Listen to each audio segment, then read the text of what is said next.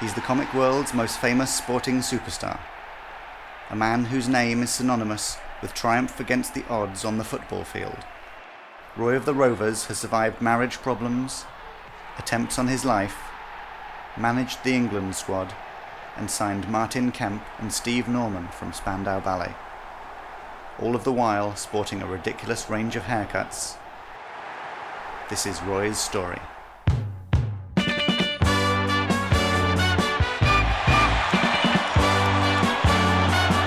Everyone read it. If you didn't read it, you couldn't know all the conversation when you went in. Real Roy the Rover stuff is a real catchphrase that you'll often hear John Motson even still say now on Match of the Day on a Saturday night. Roy was always your own hero, so people could always identify with Melchester Rovers as being their team.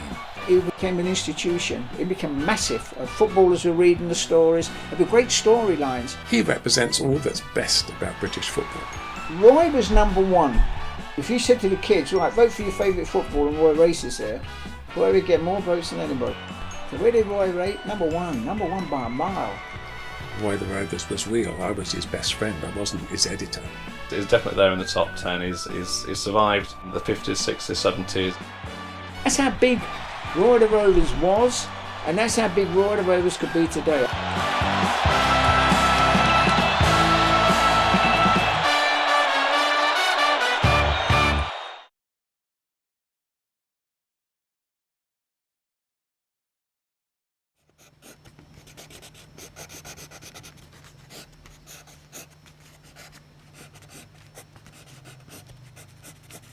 I admired the American comics so much, and I used to like the Hulk, and I used to like Superman, and I used to like Batman, I used to like and they all became comics figures who became real, and they made films about them. People believed in them. Adults went to see them because they were real, and I said, we must get a comic figure here that is real.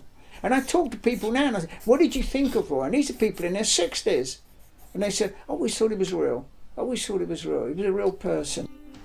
Roy Race, also known as Roy of the Rovers, was actually created by Frank S. Pepper in 1954, another entry into the popular field of boys' football comics, a genre that had already spawned such luminaries as the hard man Johnny Dexter, Tommy's Troubles, and the footballer who wouldn't stay dead. Frank wanted Roy to sort of he didn't want him to be an immediate first team hero, England international. He wanted him to be sort of a clean-cut schoolboy who made his way through the ranks. Roy was the original boys' football hero. He was well behaved on the pitch and off the pitch. When he first appeared in Tiger, he would say in instalment 1, this year we're going to try and win the FA Cup. And you knew that in the last instalment of that story they would win the FA Cup. It wasn't a kid's comic, it was above that. Everyone read it. Every time a reader wrote to us, they had to say what their favourite stories were, and Roy the Rovers was always the number one title. Roy, he had 100%. 100%. You can't get better than that. He rated number one. We're getting letters in from young children sent by their fathers asking if they could have Roy's autograph. And they began to question whether maybe they had something, because this wasn't happening for Billy Boots or Bobby Dazzler. No one was asking for their autographs because the kids realised they were comic figures. Part of Roy's success were his revolutionary storylines. Among these, the inclusion of girls in the pages of a boys' football comic. Roy even went as far as marrying one of them. Up until then, the writers and the editors had taken a real stance that there'd be no women in it was sort of a boys' comic, it was a male comic, if you will, and they would have no women in the storylines. He married Penny, who was the club secretary. Although she was the first wag, she was very conservative in her attitude, and I think nowadays it would change. And it might well be that Penny Race would start doing modelling work or something like that.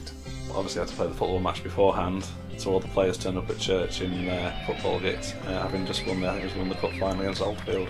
It was the ideal husband-wife situation, and more so because after a year, Penny gave birth to twins.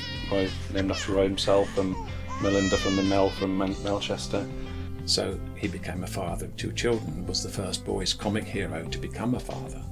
With a wife and young family to support, in 1976, Roy was promoted from the pages of Tiger to captaining his own comic, Roy of the Rovers. Issue 1 of the new magazine came with a free football chart and a special message to readers from the Duke of Edinburgh. The management said they wanted me to produce a new football comic, and my immediate reaction was, let's call it Roy of the Rovers. But there was some consternation that it was too long a title. But I pointed out that News of the World was the same number of words, and Roy of the Rovers had the same ring to it. What they wanted to do was start to bring in some real sort of storylines that maybe mirrored what was going on in the real world, if you will. As time went on, children became more sophisticated, and they wanted a much more true-to-life situation. So we had to make it that Roy of the Rovers team, Melchester, had crises like any other club. Roy's personal life continued to be a focus of the new comic, as a spate of disasters rocked Melchester.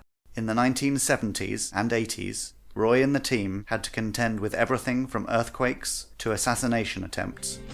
I was a great fan of Dallas, and in Dallas, the TV series, JR, the central character, was shot mysteriously one night, and they'd built into the storyline before the shooting lots of suspects.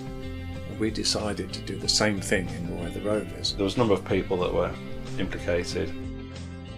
We featured the actual shooting on the front cover, and immediately the media took off again. It was tremendous publicity, except for Roy. Well, it was for Roy, but he didn't know much about it because he was in a coma at the time. He was actually shot by Elton Blake, who was a TV actor who had played the part of Roy in a TV series, and got very jealous of Roy getting more publicity than him. So it was Elton Blake who did it. But it wasn't over yet for Roy. Melchester Rovers were on a summer tour to Basran in the Middle East. And they seemed to finish that tour without any great problems. They were crossing Basran when Melchester Rovers was on, I think they were playing an exhibition game, and they got sort of curtailed in a coup that was undertaken in the country. As they got on their coach on the way back to the airport, someone who had a bomb in his car crashed into the coach.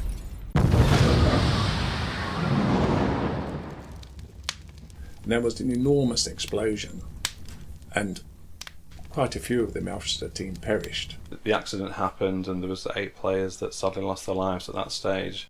Melchester being Melchester and Roy being Roy, they kept a stiff upper lip, kept going, and started winning again, and got over the great explosion which devastated the team so much. If that wasn't enough, the worlds of Melchester Rovers and pop music were about to collide. We brought Spandau Ballet, 2 members of Spandau Ballet, into the story, which it worked as far as we were concerned, but the readers were a little bit suspicious how musicians could be good footballers. Martin Kemp and Stephen Owen were both fans of the Roy of the Rovers story. I thought, well, this is a great publicity idea, let's invite them. Do they want to play in the team? Never thinking for a moment that they would do. Martin Kemp was on the Frank Skinner show a couple of years ago. Spoke about how he couldn't wait to get the newspaper shop. He was on a Saturday morning to get the latest Roy of the Rovers comic when he was in it. It was just like being back in his childhood. It was great fun to do, and it was something that we could try. And I wouldn't do it again, but it was good publicity. Then, in 1993, the Melchester Rovers, now sponsored by TSB, faced one challenge too many: cancellation. The circulation figures for the Roy of the Rovers comic had really dipped. I think there's something around 20,000, as opposed to sort of 200,000 that they were, for a few years earlier. I think it was a time when children's comics were all suffering on the circulation front. Computers, computer games were playing a great part in children's lives, whereas 10, 20 years earlier, the high spot for a child is when the comic was delivered through the letterbox. With readership falling to a fraction of its previous numbers, Roy's career was brought to an end when he had his left foot severed in a terrifying helicopter crash. Roy had a pilot's licence. He was actually on his way to Welltech Sports to scout a young lad that had been recommended to him, and the helicopter itself was I think there was a fault with it, and it had gone down, and he ended up losing his left foot, and that's how the comic closed on the 20th of March 1993. It did get a lot of publicity, but once you've done it, what do you do with a major character? It was like someone like Superman having his foot chopped off. That's the end of it. What can you do? Roy was not larger than life when he started to get accidents in helicopters. He became Joe Normal. He was no longer different. He was average, and that's why the sales become average. It wasn't Roy's fault. It wasn't a pilot error. It was a mechanical error. I think that was one of the great tragedies of children's picture strips, that Roy should lose his foot, because I'm sure he could still be playing now. With his career cut short, little was heard from Roy Race in the years following. Recently, however, interest in the character has returned, and fans are keen to see him return to the football pitch. But could he do this with a missing foot? I would say he was scouting in Ireland. He's read that the Melchester Rovers are in trouble, that he comes over here and they're in the lower league. They've got to win their last 3 games, and Roy looks around and says, I think I could still do something. I might not be able to run around as much, but you get me the ball, I can still put it in the net. We can win these 3 games. Roy's back. I think it's no coincidence that since Roy the Rovers stopped playing, England's footballing fortunes have gone downhill. I think if Roy was there to inspire them, the England national team would be doing much better than they are now. I don't think there's that clean-cut Gary Lineker type person that exists in the modern game. He was there as that sort of inspirational figure, and he was a real footballing icon, I suppose is the best way to describe him. Roy the Rovers, I really believe that, was the best English teacher this country's ever had. She never had any reading problems then. Every child could, because he had to read, because you wanted to read it to know what was going on. Every child could read by the time he was 6. By the time he was 5, some of them. He was that good. He could score from 30 yards. And so we leave Roy Race, still going strong after 50 years and on the verge of a potential comeback, with some of Roy's classic stories being reprinted. Racy and the Melchester Rovers look set to dazzle a new generation of fans.